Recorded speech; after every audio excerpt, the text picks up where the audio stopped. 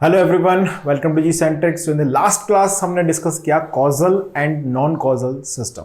सो आज की क्लास में हम लोग कंटिन्यू कर रहे हैं from static and dynamic system. So make a next heading here, static and dynamic system. Static and dynamic system. Static and dynamic system ऐसे सिस्टम्स जिनके अंदर मेमोरी का कोई अरेंजमेंट नहीं होता। जैसे मान लीजिए जिनके अंदर हमने इनपुट भेजा और उसी इंस्टेंट ऑफ टाइम पर एज अ रिएक्शन आउटपुट वहां पर जनरेट हो गया।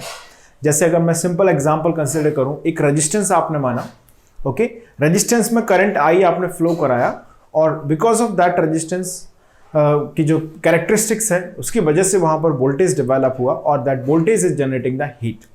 ओके, यानी कि हमने t इज इक्वल टू 0 के करस्पॉन्डिंग करंट फ्लो कराया, the same point of time we say the voltage v will be developed, which means एक ऐसा सिस्टम जिसका रिस्पॉन्स सिर्फ प्रेजेंट इनपुट पर डिपेंड करे, यानी कि there is no storing capacity, there is no memory arrangement, उन्हें हम बोलते हैं static system.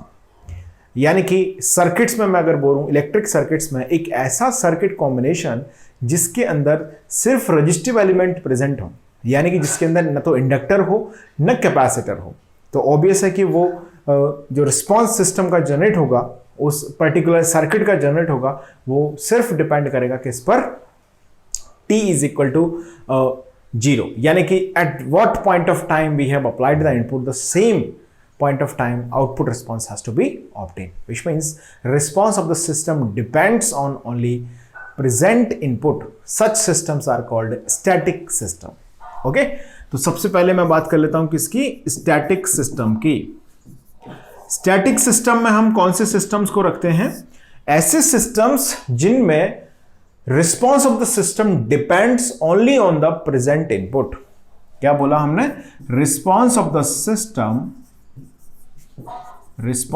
system depends only on the present input,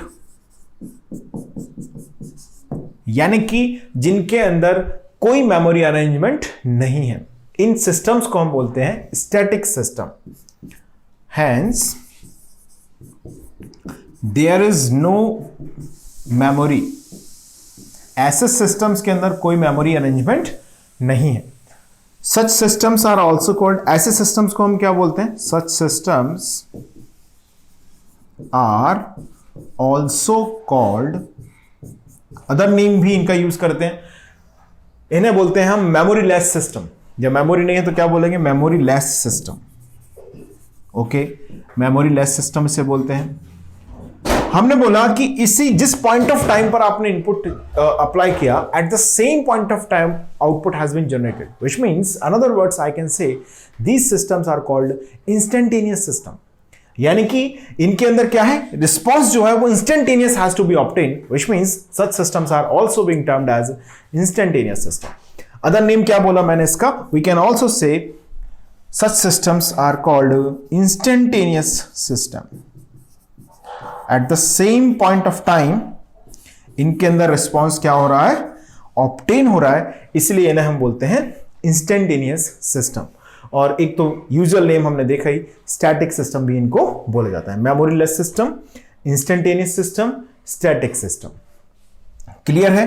अब इसके अपोजिट जो दूसरा वर्ड हमने यूज किया है, डायनामिक सिस्टम। मान लीजिए मैं एक ऐसा इलेक्ट्रिक सर्किट अज्यूम करूं जिसके अंदर इंडक्टर प्रेजेंट हो, कैपेसिटर प्रेजेंट हो, या ओनली इंडक्टर प्रेजेंट हो, या ओनली कैपेसिटर प्रेजेंट हो।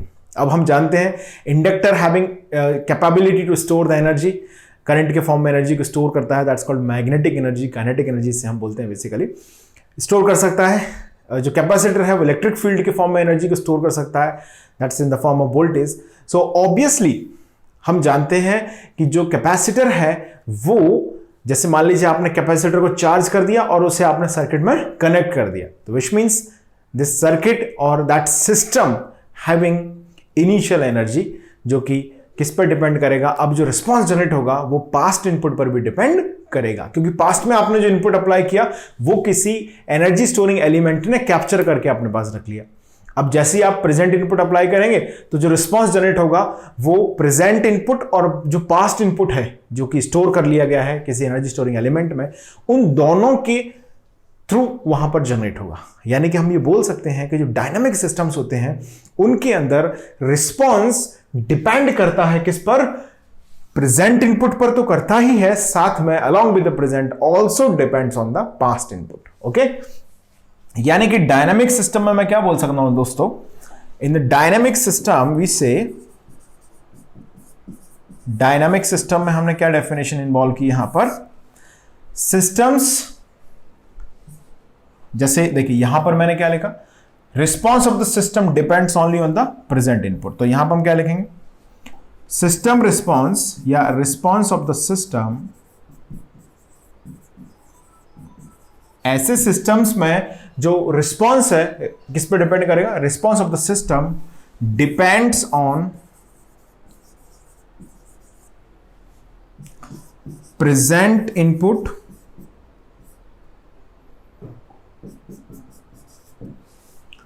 And past input.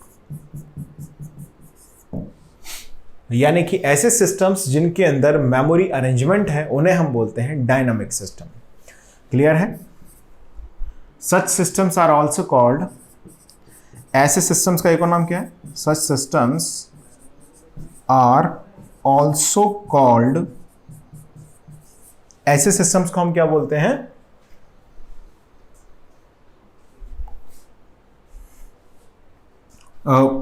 Memory system. यानी कि इनके अंदर क्या है, मेमोरी अरेंजमेंट है, तो ऑब्वियसली उन्हें हम क्या बोल देते हैं, मेमोरी सिस्टम भी बोल देते हैं। अब एग्जांपल के तौर पर अगर हम बात करें, सिंपल इलेक्ट्रॉनिक्स वाले जानते हैं इस चीज को, electric circuit is the example of dynamic system if that electric circuit is containing inductor और capacitor and inductor and capacitor. Clear है? ऐसे सिस्टम्स जिनके अंदर इंडक्टर प्रेजेंट हो, कैपेसिटर प्रेजेंट हो, उन्हें हम बोलते हैं डायनामिक सिस्टम।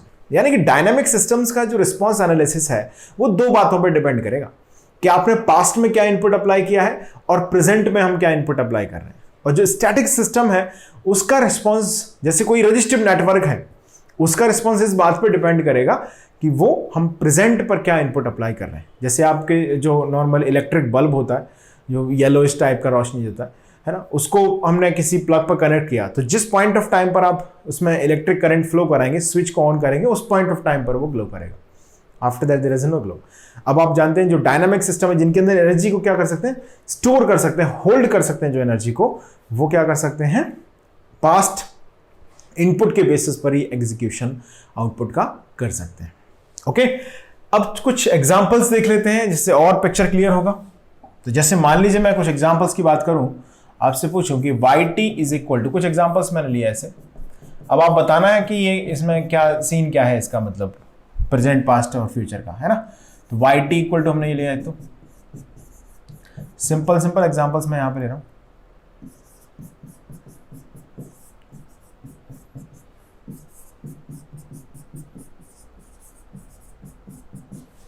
ओके, या फिर हम इस तरह से लिखें,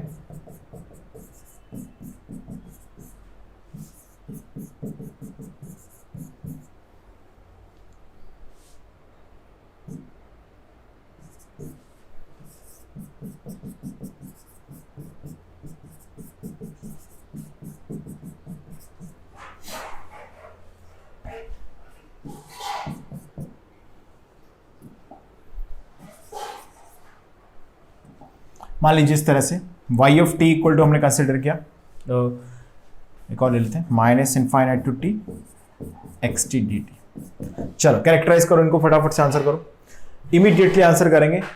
चलिए तो पहला ये वाला देखो, इसको देखो, इसमें t is equal to 0 put करके देखो, y0 इक्वल टू कितना आएगा, x0, y1 कितना आएगा, x1 आएगा, y2 कितना आएगा, x2 आएगा। यानी कि ये कैसा सिस्टम है, स्टैटिक सिस्टम है, काम खत्म। बात समझ में आई, static system. What about that second one, put करके देखो जरा, y0 इक्वल टू क्या आएगा, 0x0, ठीक है। y1 इक्वल टू क्या आएगा 1x1।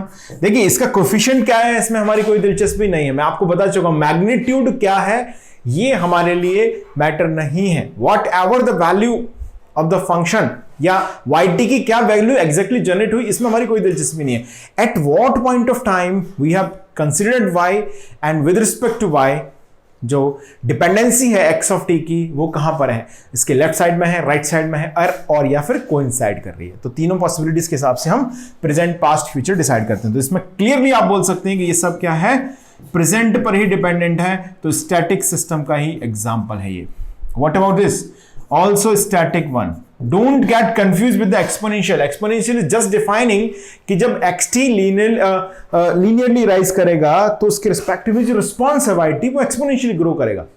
लेकिन हमें इस बात से तो कोई मतलब है नहीं, हमें किस बात से मतलब है कि जिस पॉइंट ऑफ टाइम पर हम रिस्पॉन्स को ऑब्टेन कर रहे हैं वो पॉइंट ऑफ टाइम के रिस्पेक्टिवली अप्लाइड इनपुट पास्ट का लिया गया है, प्रेजेंट का लिया गया है या फ्यूचर का लिया गया है। तो इसके अंदर आप देखें तो प्रेजेंट है, तो ये कैसा है, स्टैटिक सिस्टम है।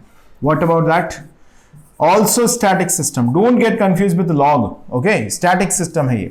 आप टी पुट करके देखो y0 क्या देगा, log x0।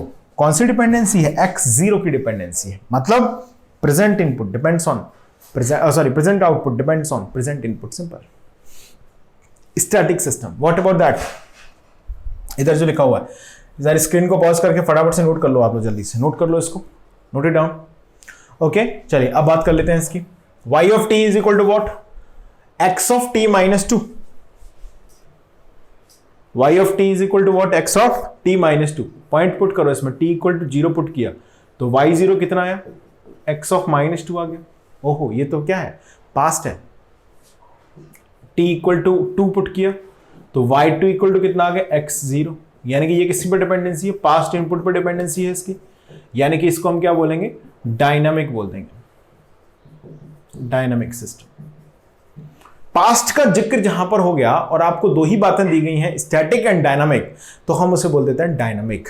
पास्ट मतलब something which is already applied और उसके बाद रिस्पॉन्स जनरेट हुआ है, यानी कि it has the capacity to hold the data, which means it has the memory. Simple.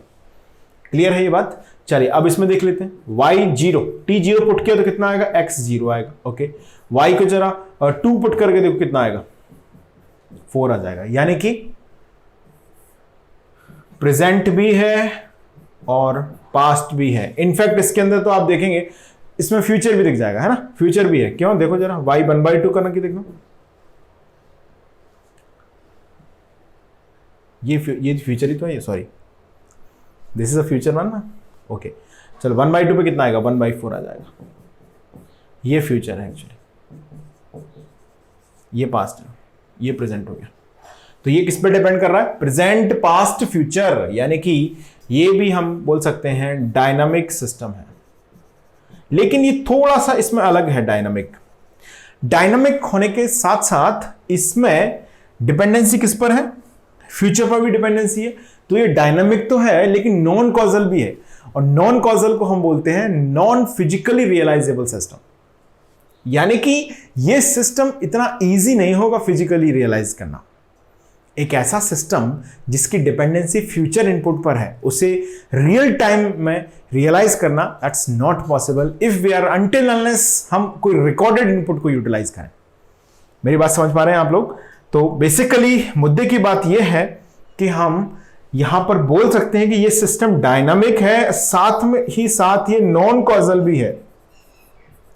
और जो system dynamic and non causal होता है उसे हम बोलते हैं dynamic and physically non realisable system.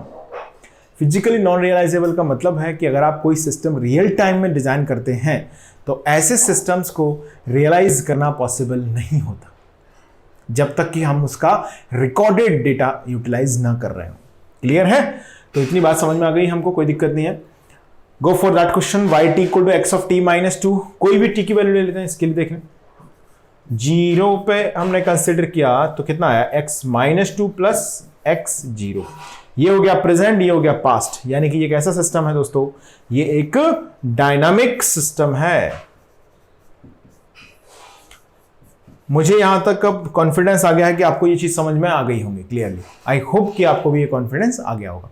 चलिए अब बात कर लेते हैं किसकी, नेक्स्ट ये जो दिया गया y t equal to minus infinite to t x t d t, integration है ये माइनस इनफाइनाइट से जब तक t तक नहीं पहुंचेंगे, t के इमीडिएटली बिफोर, अब t कुछ भी हो सकता है, 0 ले लो, 1 ले लो, 2 ले लो, 3 ले लो, है ना। जैसे मैंने लिखा y t इक्वल टू, मैंने क्या लिखा हुआ है यहां पर, minus infinite to t x t d t, ये लिखा है। अब t की वैल्यू को मैं 0 ले लेता हूं, देखो तो y0 कितना आ जाएगा हमारे पास, माइनस इनफाइनाइट से 0 एक्स टी डी टी, ऐसे लिखा। अब आपको मालूम है कि t इक्वल टू 0 से पहले इसके अंदर सब क्या है, पास्ट है, और t इक्वल टू 0 क्या है, प्रेजेंट है। यानी कि ये एक ऐसा सिस्टम है जिसके अंदर पास्ट भी है और प्रेजेंट इनपुट भी है। क्या है इसके अंदर, प्रेजेंट एंड पास्ट इनपुट है, which means I can say this is dynamic system। Integration दिया गया है माइनस इनफाइनाइट से प्लस इनफाइनाइट टी तक, है ना। तो ऑब्वियसली एक ऐसा सिस्टम है, डायनामिक सिस्टम ही है ये। बात समझ में आ गई इतनी। सो आई होप कि आपको स्टैटिक एंड डायनामिक का जो डेफिनेशन है वो क्लियरली यहां पर समझ में आया होगा। चलिए अब बात करते हैं कैसे हम आइडेंटिफाई करते हैं स्टेबल एंड अनस्टेबल सिस्टम को। Okay, so make a next heading, how we'll determine the criteria behind stable and unstable system। अब कोई भी सिस्टम हो, चाहे वो लीनियर हो, नॉन लीनियर हो, टाइम वेरिएंट हो, टाइम इनवेरिएंट हो, कॉजल हो, नॉन कॉजल हो, एंटी कॉजल हो, स्टैटिक हो, डायनामिक हो, इनमें जब भी हमको जरूरत पड़ती है स्टेबिलिटी क्राइटेरिया को डिटरमाइन करने की। स्टेबिलिटी का मतलब होता है कि जब आप इस सिस्टम को डिजाइन करेंगे तब इसका रिस्पांस जो होगा वो कन्वर्जिंग होगा कि नहीं होगा, विच मींस इसे हम डिजाइन कर पाएंगे कि नहीं कर पाएंगे। बेसिकली इसका जो रियल वर्ल्ड रियलाइजेशन है या रियल वर्ल्ड एग्जिस्टेंस है वो कितना वैलिड है, ये पैरामीटर होता है स्टेबिलिटी का। स्टेबिलिटी अगर किसी सिस्टम में नहीं है, we can not design that system. Okay, unstable systems make response diverging, तो या तो वो खुद ही भस्म हो जाएंगे, एक समय के साथ नष्ट हो जाएंगे, डाइवर्जिंग रिस्पांस जनरेट होगा। आपने कुछ इनपुट दिया और धड़ धड़ धड़ बढ़ते बढ़ते बढ़ते इनपुट ध्वस्त हो गया पूरा system. Okay, so stability is something which is very essential parameter behind the designing of system. Okay, तो देखिए अब हम यहां पर एक मैथमेटिकल एनालिसिस सीखेंगे किस तरह से किसी भी सिस्टम का स्टेबिलिटी डिटरमाइन किया जाता है। वैसे ये सब टॉपिक जो स्टेबिलिटी एनालिसिस है वो कंट्रोल सिस्टम में काफ़ी डिटेल में पढ़ाया जाता है, बहुत सारे टूल्स वहाँ पर यूज़ करते हैं, frequency response analysis, time domain analysis to deal with the stability criterias. लेकिन यहाँ पर जितना मुझे सब्जेक्ट के पॉइंट ऑफ व्यू से रिक्वायर्ड है, I will discuss that. Okay, तो यहाँ पर एक ही तरह की स्टेबिलिटी के हम बारे में बात करते हैं, वो है इनपुट आउटपुट रिलेशन से डिफाइन की गई स्टेबिलिटी। क्योंकि अभी तक का जो पूरा एनालिसिस मैंने किया है उसमें सब कुछ है about input and output relation.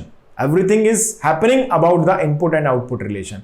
Input ये है, आउटपुट ये है, आउटपुट ये है, इनपुट ये है, ऐसे कर रहे हैं हम। तो इनपुट आउटपुट रिलेशन से किस तरह से स्टेबिलिटी को डिटरमाइन किया जाता है वो बात हम लोग यहां पर करेंगे। ठीक है, तो stable and unstable system. Okay, मान लीजिए कोई एक सिस्टम हमने अज्यूम किया।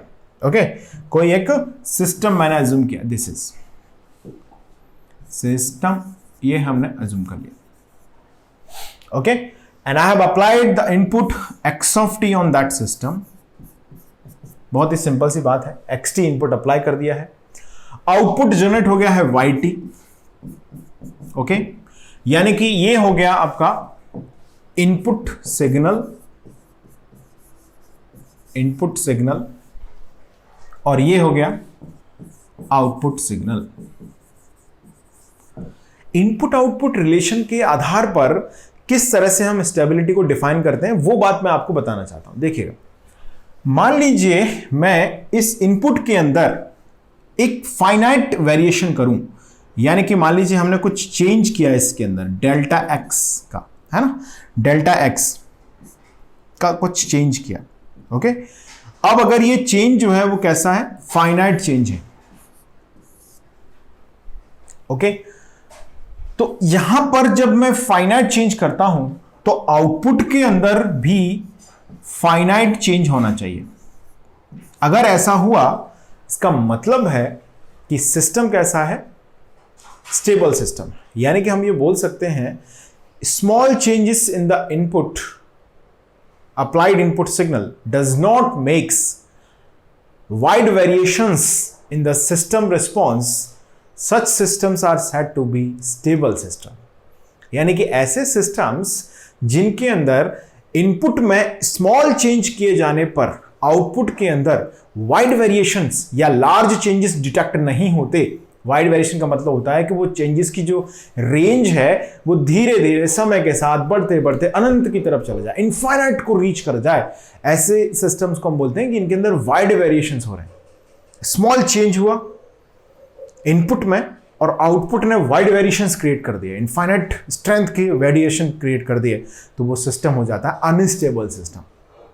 ओके, अब इसको थोड़ी सी और मैथमेटिकल दृष्टिकोण से देखते हैं। तो मैथमेटिकल ऑब्जर्वेशन में मैं बोल सकता हूं कि अगर हमारा जो अप्लाइड इनपुट xt है, अगर मैं इसे एक बाउंडेड इनपुट रखूं, बाउंडेड इनपुट का मतलब आप समझ पा रहे हैं? बाउंडेड इनपुट का मतलब हो गया कि इसके अंदर मैं फाइनाइट अमाउंट ऑफ चेंजेस कर रहा हूं। क्लियर है? डेल्टा एक्स क्या है? 0 से इंफिनिटी, यानी कि जो अमाउंट ऑफ चेंज है वो कैसा है? फाइनाइट वाला है, बाउंडेड चेंज है। तो अगर मैं इनपुट को कैसा ले लूं? बाउंडेड ले लूं और बाउंडेड इनपुट इस सिस्टम पर अप्लाई करूं और मैंने ऑब्जर्व किया कि जो आउटपुट आया हमारा yt वो भी एक बाउंडेड आउटपुट है। बाउंडेड शब्द का मैं मतलब आपको समझा चुका हूं। Okay, bounded means what? Bounded signal, unbounded signal हमने डिस्कस किया था। फाइनाइट फॉर ऑल t, एक ऐसा सिग्नल जो all the points of time के लिए फाइनाइट हो। बाउंडेड इनपुट मतलब क्या होगा? xt is finite for all t। Complete time scale पर इसकी वैल्यू क्या है? फाइनाइट है। उसे हम बोलते हैं bounded input. Okay, xt is finite for all t, that's called bounded input. And we have applied that bounded input on the system and we observe that yt is also finite for all t. Clear है? yt भी क्या हो जाए यहां पर? Finite हो जाए for all t। तो दोस्तों ऐसे सिस्टम को हम बोलते हैं फाइनाइट फॉर ऑल t। ऐसे सिस्टम को हम बोलते हैं स्टेबल सिस्टम। क्या यही एकमात्र तरीका है सिस्टम की स्टेबिलिटी को कमेंट करने का? बिल्कुल ये ऐसा नहीं है। Okay, this is one of the way. Okay, ये क्या है? एक तरीका है जिससे हम स्टेबिलिटी को क्या करते हैं? कंक्लूड करते हैं। इसमें आपने सुना भी होगा, काफी लोगों ने इसे BIBO स्टेबिलिटी बोलते हैं। in BIBO, bounded input bounded output, okay, that's called BIBO stability। अभी मैंने जो डिस्कशन किया वो क्या है? BIBO स्टेबिलिटी है। मतलब इस पूरे ऑब्जर्वेशन का क्रक्स क्या है? हमारा एक प्री अजम्पशन इसमें है। क्या है हमारा प्री अजम्पशन? हमारा प्री अजम्पशन है कि जो xt है ना वो बाउंडेड है। ये हमारा प्री अजम्पशन है। xt is what? It is bounded. xt is bounded input and that xt which is a bounded input generating output yt which is a bounded output। Got it? समझ में आया सभी को? तो xt which is bounded input generating the output yt which is also a bounded output।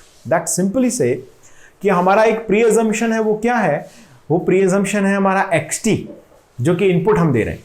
अब system की stability अगर आपको इस अप्रोच से डील करनी है तो first of all what we have to do, we have to be make sure.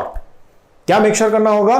कि हमने जो इनपुट लिया है वो एक बाउंडेड इनपुट है। If the input is bounded then अब आउटपुट में दो पॉसिबिलिटी हमारे पास आ गई, या तो बाउंडेड होगा या वो अनबाउंडेड होगा। तो उसके बेसिस पर हम बोल सकते हैं कि सिस्टम स्टेबल होगा या फिर अनस्टेबल होगा। क्लियर समझ में आई बात? चलिए देखिए,